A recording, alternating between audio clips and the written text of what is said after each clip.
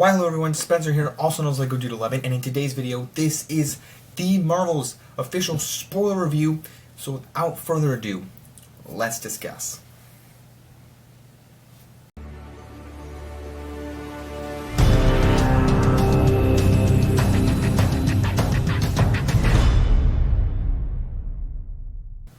Okay, so guys, I am super excited to be not kicking this off, but to be making this review today, because this was, if you missed it, be sure to click that card right up there. I do have the Marvels pulled up on the TV back there if you're wondering. I looked it up, and I got an image back there, and I have my notes on my computer here, and yeah, so I clicked that card up there for my vlog that my couple friends and I from Dayton, who I live in Dayton, Ohio, who came here to BG. We did see the Marvels together. Great siren in the background. That was not me. I did not do any crimes here. But great reunion with them here. I'm hoping that we can get to see next spring. We can go see Dune together. Hopefully I can bring my friends from campus along with them. But nonetheless, we did see the Marvels. With that little introduction out of the way, what did I think of the movie? We all had a great time. This movie is surprisingly what Marvel needs. Some people think otherwise. I'm going to watch a video on The Critical Drinker, who's a fan of that, or my friends watched them. But the score of this movie, done by Laura Karpman, is fantastic. Also, they incorporated, I guess not incorporated, but have two songs in the movie in particular, Intergalactic, which I was happy was in the movie, and the song, there's a Flurkin scene where they have the cat song. I think it's Memories, but they did not have the word Memories. They didn't say Memories, but I think it was that same tune. So anyway, two good songs I like there and there. But the Laura Karpman soundtrack it's kind of this generic superhero music, but it really elevates the movie. And I'm glad that Laura Karpman did this score, because she did the score for Miss Marvel, and I like her. And she did the score for What If, but I'm not a big fan of that series. But this soundtrack was great, and also I'm glad it wasn't the composer for Captain Marvel 1. So there's that. Yeah, her scoring is great with the cinematography, or with the scenes, and the story with the power switching. We were wondering how that was going to ensue, but I really liked the way it worked. Oh, that was something I forgot to mention with my friends. I liked how there was a MacGuffin, too. Not only was there the power switching storyline, but there was also a storyline of the villain getting the bangle. Because she has one bangle in the introduction. She finds out burying beneath this moon, there's the one bangle, and then Miss Marvel has the other bangle, and they're trying to get it back, and the MacGuffin on that way. Which, there was, I mean, it's not the first time we've seen the bangle, so we already know what it is, but I was liking how there was a MacGuffin to try to get the second one. I like that a lot. And then the power switching, people are going crazy about how this movie was whack and everything, and there is a teensy bit, but not a whole lot. Like, you know, I put in this movie, or in this review, scenes are not that cringy. And I really liked how that kind of took place, how that kind of went down, because I was, you know, myself, I'm kind of like a nonchalant person, and I like to I want to be this critic that goes in, like, if someday when I review things, I do review things, when I get higher up, I like to be nonchalant. I'm not that critical. I'm not critical, but when I watched Quantumania and Thor: Love and Thunder, I know that they're bad movies, but I had a good time with them. More so, Quantumania I had a good time with, because it had Kang and it had Ant-Man. Thor: Love and Thunder, I like Thor, but I thought it was too jokey. I like Ragnarok more. The soundtrack I like in both. I like the soundtrack in both Love and Thunder and in Quantumania. I digress. But this movie does not have cringy stuff. And me and my friends who I saw it with were like, is this going to be cringy? And they both loved it.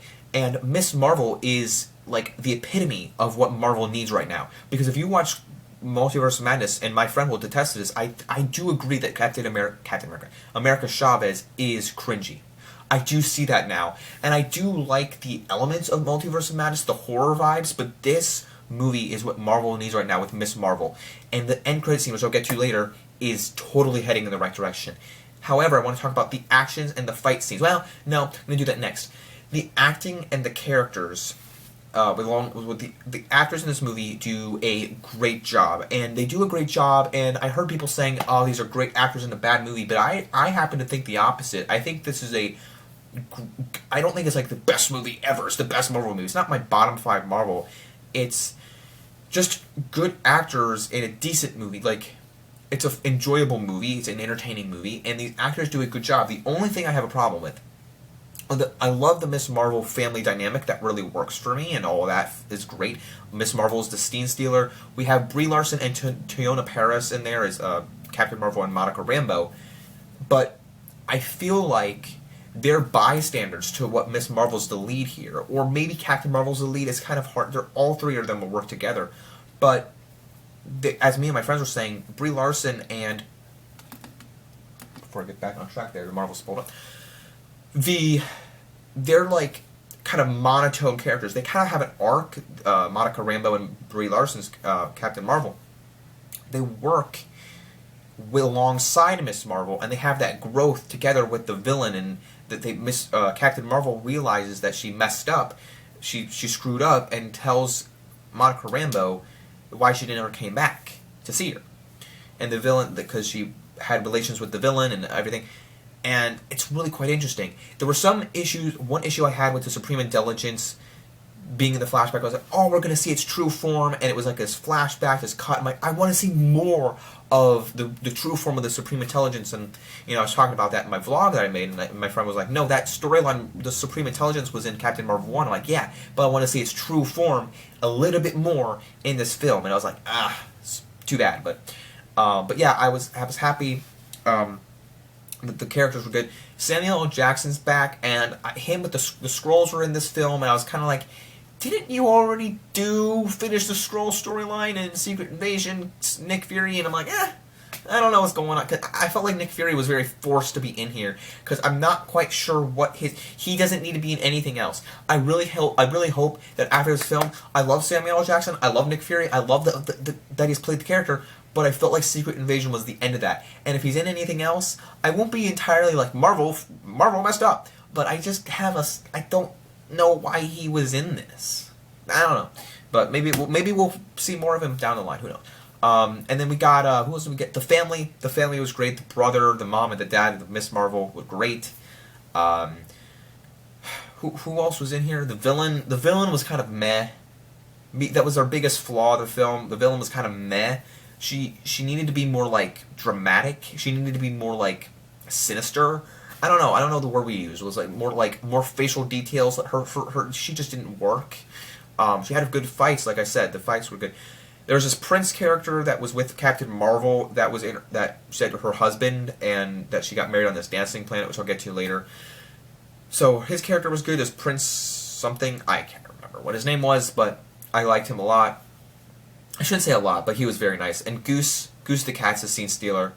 The cat scene was great. Before I get to the scenes, well, I kind of mentioned the scenes weren't cringy, but the fights and choreography were great as well. Whoever designed the fights were great. There's the two introduction fights. The first one was, well, I guess it's kind of, that's two introduction fights, doesn't make sense. The first one was the when they're on the moon fighting the Kree, and then they're all switching. They're doing their power switches, which was very, very comical, great stuff, and yeah, I love the choreography. And then they do the fight in the house, which is a great fight sequence. I loved it a lot. And then you have the final battle on the dancing planet, or kind of the final battle, the like main overarching battle, or like climax battle on the dancing planet. So yeah, the dancing planet was kind of comical as well. I want to mention, because there's a Skrull planet. They had the Skrull fight scene, like saving the day, trying to save the Skrulls out of there. And then we have our first cameo in the film, who is Valkyrie, and it was great to see her. She has a little moment in there. But yeah, I liked seeing her for a little bit, to see Captain Marvel, to have a moment with Captain Marvel, because I leaned over to my friend. By the way, I have to do a side note here. Me and my friends were talking throughout the movie, and we heard this one shush in the audience, and I had to laugh because I was like, me and my friends have a great time at the movies, and we're just getting so energetic. And we just heard this. I heard this one time after the movie. I was like, "Did you hear a shush?" And we're like, "Yeah." I was like, "Ah, I'm sorry, I didn't mean to do that." But I had a great time in the theater because this theater was more people than I was expecting. But anyway, so they're what was I talking about? The Dancing Planet or Saving the Day? I already lost it, but I think it was Saving the Day. Oh, it was Valkyrie. And I lean over to my friend and I go, or he says to me, how does she know Captain Marvel? And I go, when that one scene when all the women were fighting in Endgame, it's like, oh yeah, okay.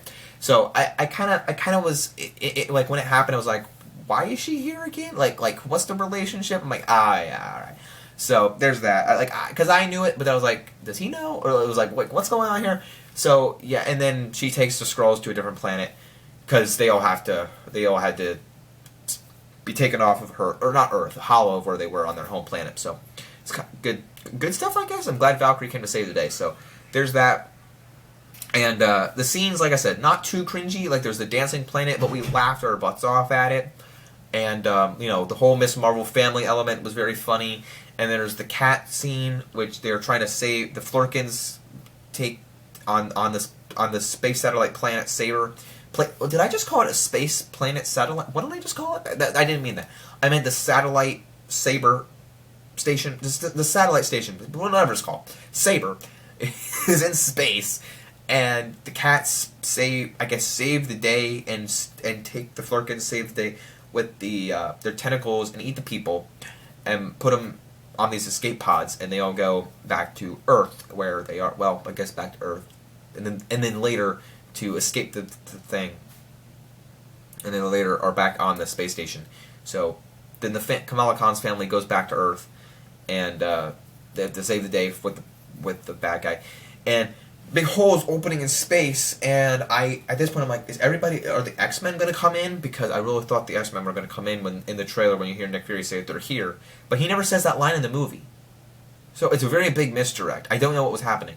And then the third act, the final battle, like I mentioned, there was a big battle on the Dancing Planet.